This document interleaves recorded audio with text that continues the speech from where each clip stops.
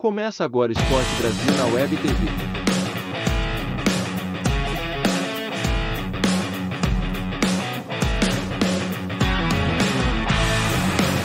Conversa sobre o Palmeiras, que encaminha a conquista, com a entrevista, um trechinho pelo menos, do que disse o técnico Abel Ferreira depois do jogo.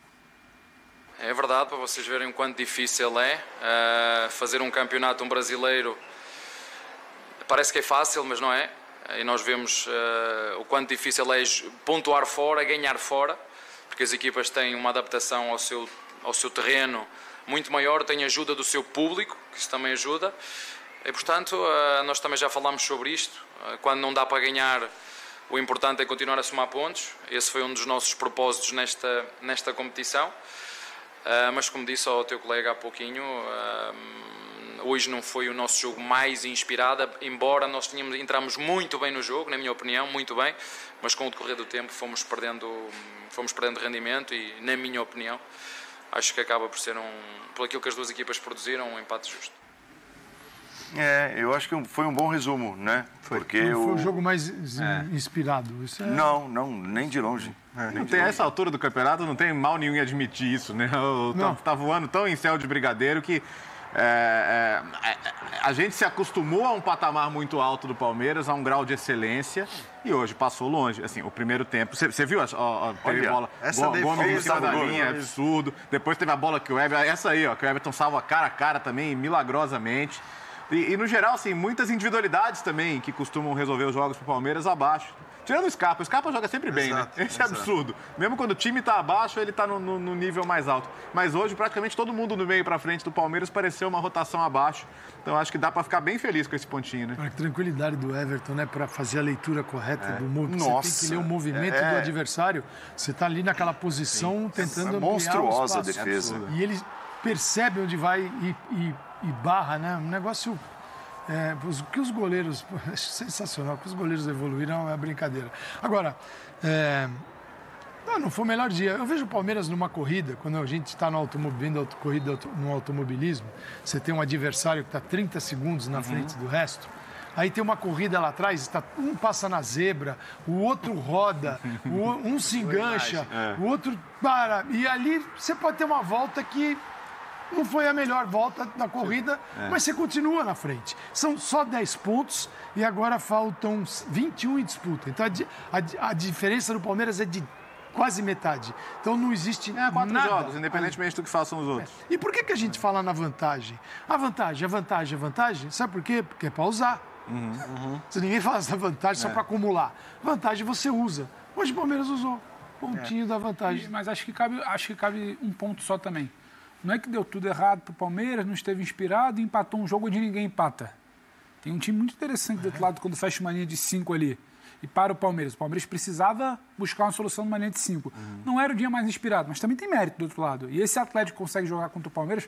Quantos times, quando se topam apenas fechar contra o Palmeiras, não sabem o que é bola? Eles simplesmente entregam a bola e tentam contar com a sorte que aquele dia o Palmeiras não vai estar inspirado. O Atlético forçou. Eu acho que tem esse ponto também. E é muito do administrar, né? Não dá pra gente entrar aqui numa loucura de, rapaz, caiu de 12 para 10, o Inter venceu, fez 4-2, tem campeonato. Não, calma. Quando a gente fala que não tem campeonato, é porque vai ter Palmeiras perdendo ponto, mas vai ter também o time que está em segundo no momento, ali naquele revezamento, perdendo ponto. E esse empate aí, quando você olha para o Atlético, Atlético Goianiense carne assada, não é? Independente da colocação, o que faz quando joga em casa. E tá muito no roteiro, um jogo que não vai ganhar tudo até o final, talvez até confirmar o título. É difícil o Palmeiras perder, acho que isso é o mais importante. O Léo falou das contas, né? 4 vitórias você resolve. Não, e os dois próximos jogos são em casa. Um clássico contra o São Paulo. Todo mundo vence tudo. São Paulo em crise e depois o Avaí. Cancelou os shows ainda por cima. Isso, vai jogar em casa. E os shows vão ser no Morumbi ano que vem. Então você tem o São Paulo em crise em casa. O Avaí está lá embaixo em casa. Sim. O Atlético Paranaense fora, mas às vésperas da disputa da Libertadores. Eu acho que assim, tem muito. Essa imagem que o Calçade desenhou aí da Fórmula 1 é muito boa. E acho que o Palmeiras chega nessa condição porque depois que foi eliminado da Libertadores, perdeu hoje os seus 2 primeiros pontos. né? Desde que foi eliminado da Libertadores, tinha vencido tudo. Em condições muito mais complicadas, inclusive, do que o jogo de hoje. Porque teve jogo contra o Santos em que o Palmeiras marca o seu gol no momento que está com um jogador a menos no Allianz Parque, numa partida que nem estava jogando tão bem assim. Teve o jogo esfacelado fora de casa contra ninguém menos que o Atlético no Mineirão, que mesmo assim consegue vencer. Aí acho que o último jogo, que poderia já ser um jogo do relaxamento contra o Coritiba, o Palmeiras começa da mesma maneira que começou hoje, é bom que se diga. Acho que o Abel fez a leitura correta também nesse aspecto, porque o Palmeiras faz 15 minutos, 20 minutos muito bons e depois cai completamente, ao contrário do que aconteceu com o Coritiba. Mas aí eu acho que entra um pouco dessa vantagem, de fato, né? A situação continua sendo uma situação muito confortável, com 10 pontos de vantagem. E para destacar alguém, como disse o Léo, acho que os caras da frente, tirando o Scarpa, que jogou muito, os caras da frente todos estiveram um pouquinho abaixo hoje. Mas os de trás, né? A defesa que fez... Primeiro assim, a defesa do Gustavo Gomes, que aquilo é uma defesa, né? Defesa. Não é que ele salvou em cima da linha. Ele faz uma defesa de cabeça. O Murilo fez uma baita atuação além do jogo. O jogo do Murilo. Incrível. Exato, além do gol, desculpa. Nossa! O Murilo jogou muita bola, muita. Além do gol. Né? De novo. Então, assim, uma dupla que... Murilo é aqui que estava um monte de lista aí para... embora. Não, na verdade, esse nem chegou a entrar em lista de dispensa, né, Calçade? Porque ele não ele chegou a ter a sua... Ele chegou esse ano. Mas ele chegou a ter a sua contestação, certas contestações em relação... Porque é isso, quando não vem aquele nome conhecido, aquela estrela e tal, o pessoal já olha, né, com um olhar meio estranho. Nos últimos 6 jogos, temporada faz disputou 18 pontos e ganhou 16. Então, se alguém tiver a fim de arranjar algum problema, vai ter que esperar mais uma rodada. E é mais um jogo com gols saindo de escanteio, de bola parada, todo jogo. Nós temos uma tela que mostra o recorte recente do Palmeiras. Legal. Jogos do Palmeiras após a eliminação na Libertadores e em quantos marcou em bolas paradas. São 6 jogos, Paulo. Em todos o Palmeiras marcou pelo menos um gol de bola parada. O jogo da eliminação marcou também, se não me engano. Foi? É verdade. Então, são 7. Veja a importância disso, né? O que isso traz de ponto e ajuda, se não traz, ajuda dentro do jogo, ajuda a coisa é tão ponto. importante. Hoje, lá, a gente está muito próximo do campeonato inglês, né? É um produto nosso aqui, transmitimos e tudo.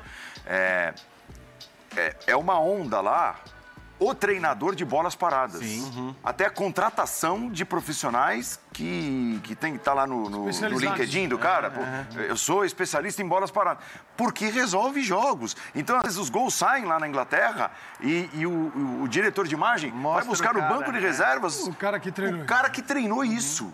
Então, assim, ganha jogos. O Liverpool levou um treinador de lateral. Veja só, como assim, os detalhes estão fazendo toda a diferença. E um time que marcou 19 gols que nasceram de cobranças de escanteio no Campeonato Brasileiro. 19. Isso é o quê? É despejar a bola dentro da área? Coisa nenhuma. Então, eu acho que o mais significativo, talvez, Paulo, o mais significativo até do que... Claro que o número de gols no fim das contas, é o que você busca, é o seu objetivo final. Mas o mais significativo até, para você ver o quanto esse time trabalha esse fundamento, esse aspecto do jogo, é você pegar um jogo e olhar e juntar todos os escanteios do Palmeiras. Tá? Não estou nem falando das faltas. Os escanteios. Você sempre vai encontrar pelo menos 4 ou 5 alternâncias ali na batida de escanteio. Hoje mesmo foi assim. E sempre aquela coisa assim, quando o cara bate o escanteio, o Scarpa toca na bola, ou o Dudu eventualmente... Você tem 3 ou 4 jogadores fazendo movimentações que claramente são movimentações combinadas, são movimentações ensaiadas. Então, acho que essa é a prova de que existe um trabalho muito específico nesse sentido. Arredondando aqui a conta, são 36% dos gols. É gigantesco. É demais. Porque é gigantesco. E faz parte do jogo. Ninguém fala isso para desmerecer um time ou desmerecer outro, como se a bola parada fosse algo... Assim, que pudesse... faz parte do jogo. Muito só para trazer a nossa realidade. Você treina. A gente está semanalmente aqui. Não é frequente a gente parar para falar que, olha, o time tal fez mais um gol de bola parada numa outra movimentação. O Palmeiras a gente para falar, puxou para cá, confundiu, aí traz o marcador passando por trás. Ou então aquela bola parada do jogo no Mineirão.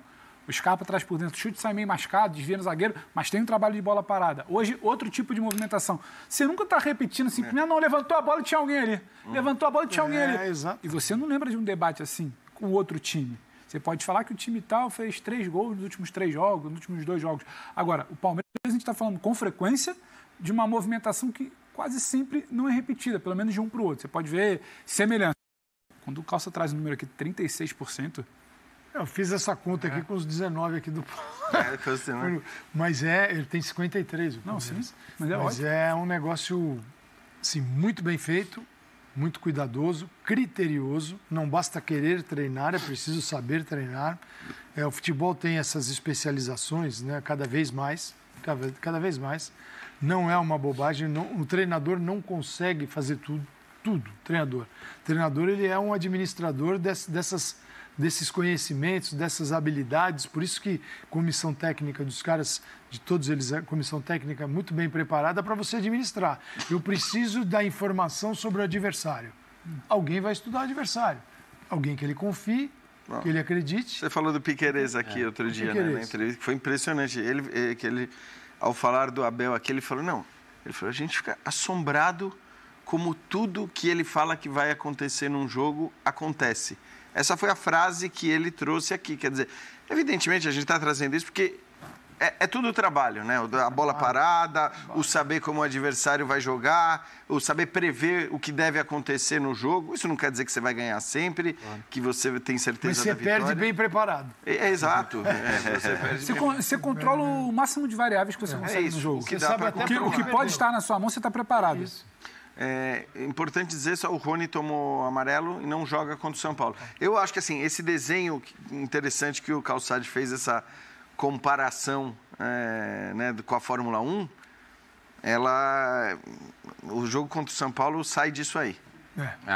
Aí não tem. Isso aí é uma motivação própria. Exatamente. Nesse jogo ele vai pro gol, ele vai lá atrás. A mochila da Copa do Brasil está nas costas ainda. Acho que tem. Até pela sensação de injustiça que ficou no Palmeiras, por como se desenhou aquele jogo.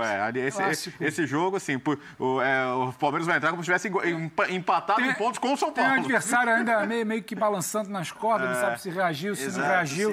É a chance que você pode chegar para dar ali. Tem o Avaí em casa, depois do São Paulo, e sai para pegar o Atlético Paranaense todo reserva na véspera da Libertadores da América. Então, é um Atlético, são 3 jogos e o clássico é muito pesado. Ele está nesse contexto de legal. O clássico a gente esquece da tabela. Depois a gente vê onde é que ele vai continuar em primeiro, óbvio, né? Ninguém tira o Palmeiras dessa colocação. Mas o clássico tem outras coisas envolvidas. Já pegando a carona na Fórmula 1, então esse é o grande prêmio de Imola. A Ferrari está disparada na frente, mas Imola tem que ganhar em Imola aqui a casa do Acho que é um jogo especial até, assim, independentemente da questão da Copa do Brasil, de como foi, do inconformismo.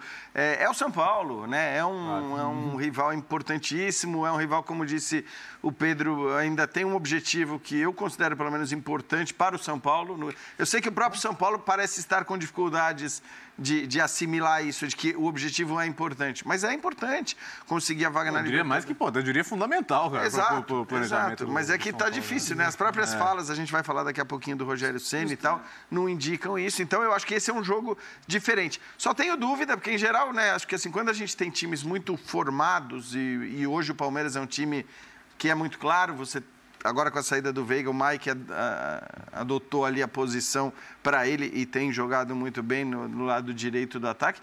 Mas esse é um jogo que é difícil a gente prever quem vai substituir o Rony. Quem vai ser o centroavante? Ele tem Lopes... Deve ser um centroavante? Eu acho que sim. Navarro, Lopes, porque Merentiel. Assim, não é que você tem... Se você tivesse o Rony jogando pelo lado, você ia dizer, não, pode entrar um cara de lado e o Rony vai ser deslocado para centroavante. Mas não. Hoje o Rony é o centroavante. Aí você tem o Navarro, você tem o Lopes, você tem o Merentiel e, para alegria do Dimas, eu vou citar, evidentemente ele não pode ser o titular. Ele pôs, o Dimas pôs aqui embaixo. O Hendrick, O Hendrick. É claro que se fizer uma enquete... E o Dimas não está em dúvida, ele afirma, pode escalar um dos 4. Pode escalar, não debate, isso está Se posto. fizer uma enquete com a torcida, você acha que vai dar o quê? Claro. Aí é fácil, né? Agora, de 0 a 10, qual a chance do Abel fazer isso? 0,5, vai. O Hendrick ser titular? Zero. Eu acho, se ele fala tanto em preparar, em não dar peso, em dosar... Ele não entrou hoje, quer dizer, ele entrou num jogo com um contexto muito específico. Vai entrar na boa. Aliás, Tá certíssimo, Tá bom, Palmeiras. tá ótimo. Tá certíssimo. Sabe que eu fiquei pensando? O Hendrick acho que até entrou bem, assim, para todo o contexto. Mas ele perdeu um gol logo depois que ele tinha entrado na partida contra o Coritiba. Eu fico imaginando qual teria sido, né, a reação geral. Claro que não ia ninguém apontar o dedo e crucificar o garoto, mas se ele perde aquele gol no contexto do jogo contra o Santos, por exemplo. Então, acho que assim, isso é a prova de que o Abel esperou o momento certo para lançar o garoto.